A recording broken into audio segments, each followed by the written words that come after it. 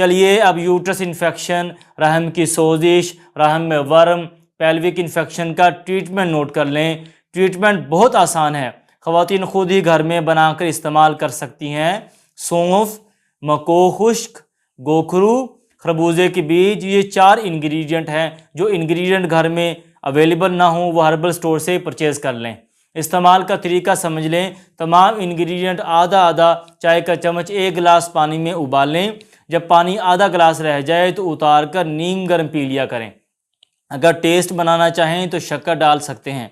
इस herbal treatment के इस्तेमाल के दौरान डाइट में नरम ग़िज़ाएँ खाएँ। इंशाअल्लाह 2 से 3 हफ्ते के इस्तेमाल से हर तरह के यूट्रस इन्फेक्शन, रहम की सोजिश, रहम में वर्म, पेल्विक इन्फेक्शन से शिफा हासिल हो जाएगी। और एक और अहम बात नोट कर लें, ऐसी फीमेल्स पेशेंट्स जिनको लिकोरिया का इशू है वो लिकोरिया के ट्रीटमेंट से पहले इस ट्रीटमेंट को 1 वीक यूज़ करने के बाद